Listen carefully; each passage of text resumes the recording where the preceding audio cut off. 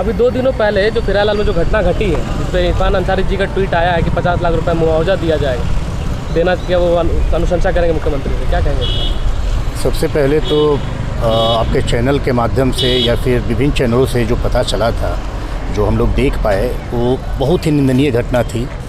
क्योंकि रांची शहर अपने आप में बहुत कुछ संजोए हुए है और अगर देखा जाए तो ये ऐसी पहली घटना थी जब किसी मंदिर पर इतनी भारी संख्या में उपद्रवी आकर के और पत्थर बरसाए।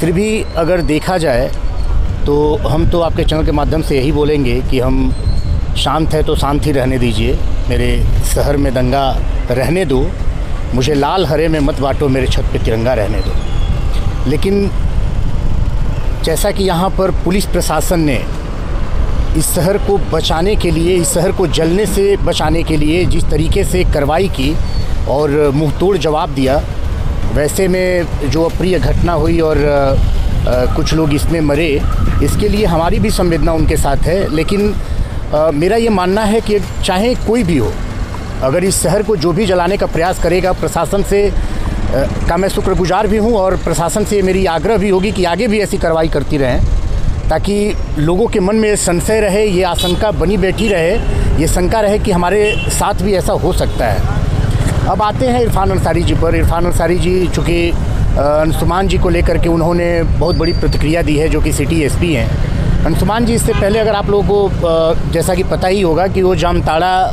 में भी कार्यरत थे और चूँकि ये एक ऐसे नेता की नहीं सुनते थे जिनको कोई सीरियसली नहीं लेता, वो है इरफान अंसारी जी। क्योंकि ये पक्षपात नहीं करते हैं, ये हर धर्म हर मजहब के लिए इन्होंने काम किया और जामताड़ा में भी अपनी मिसाल पेश की, लेकिन इन्होंने वहाँ से ट्रांसफ़र कराने में कोई कसर नहीं छोड़ी। अब चूँकि इनका कहना है कि हमारे कहने के बावजूद भी उनको यहाँ का सिटी एसपी बना दिया गया, तो ये सोचने वाली बात है कि ये सरकार पर भी उंगली उठा रहे हैं कि यहाँ पर मतलब जो बोला जाए, जो नेता बोलता है उसका ट्रांसफ़र पोस्टिंग वैसे ही होता है। तो ये तो माननीय हेमंत सोरेन जी को भी सोचना होगा। दूसरी बात जो उन्होंने कहा है अंशुमान जी के लिए कि वो केवल एक जाति धर्म के बारे में सोचते हैं, ये बिल्कुल ऐसा नहीं है। क्योंकि आप देखिए जो कल पत्थर चले, परसों जो पत्थर चला अपने शहर में, उसमें पुलिसकर्मी भी घायल हैं, एक पुलिस के जवान को पैरों में गोलियां भी लगी। तो इन्होंने त्वरित कार्रवाई करते हुए ऊपर के आदेश के बाद इन्होंने वो गोली चलाई और उसमें कुछ लोग मरे। चूँकि हाँ, उन्होंने बोला है सरकारी नौकरी के लिए, तो ऐसे में तो फिर लोगों का मनोबल बढ़ेगा। चाहे कोई भी दंगाई हो, वो तो यही सोचेगा कि हम दंगा करेंगे, हम अगर मर भी जाते हैं तो हमारे घर में किसी को सरकारी नौकरी मिल जाएगी। 50 लाख रुपए की बोले हैं, वो शायद भूल गए होंगे, 50 लाख नहीं, ऐसे लोगों को 50 लाख की ज़रूरत है। चाहे कोई भी हो, मैं ये नहीं बोल रहा कि किसी एक जाति धर्म के हो, जो दंगाई हो उसको लात मारो, उसको लाख की ज़रूरत नहीं है। तो हम आपके चैनल के माध्यम से ये आगाह करना चाहते हैं उनको कि माननीय कहाँ पर मुंह खोलना है और कितना खोलना है, इसका ध्यान रखिए। क्योंकि आप माननीय विधायक हैं, आप कांग्रेस के चाल और चरित्र को यहाँ न दर्शाइए। और प्रशासन को मैं साधुवाद देता हूँ कि उन्होंने इस शहर को जलने से बचा लिया। और आपके चैनल के माध्यम से मैं ये आग्रह भी करता हूँ प्रशासन से कि आगे भी जो भी इसमें संलिप्त है, चाहे कोई भी हो, उसको बख्शा न जाए। लेकिन आपसे हाथ जोड़कर निवेदन भी है कि इसमें जो नहीं है, जो निर्दोष है, उसको न फंसाया जाए।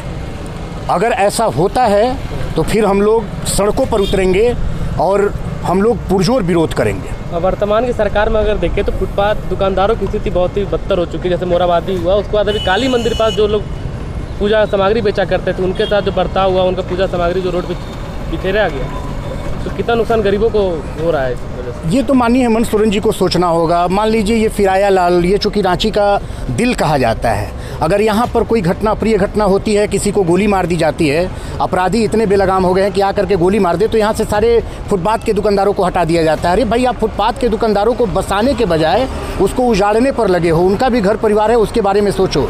जहाँ का राजा ही ऐसा हो जो अपने प्रजा के बारे में ना सोचे, तो फिर तो ये सोचने वाली विषय है। और ऐसे में माननीय हेमंत सोरेन जी को मैं आग्रह करूँगा कि ऐसे लोगों को पुनर्स्थापित करें जिनको उजाड़ने का काम किया जा रहा है। मैं चूँकि इरफान अंसारी जी उन लोगों के लिए मांग कर रहे थे, मैं तो मांग करता हूँ इन फुटपाथ दुकानदारों के लिए कि ऐसे लोगों को बसाने के लिए आप अगर कुछ आर्थिक मदद कर सकते हैं तो 5-5 लाख रुपए इन लोगों को दीजिए, क्योंकि इन लोगों को ज़रूरत है। जी, बहुत बहुत धन्यवाद।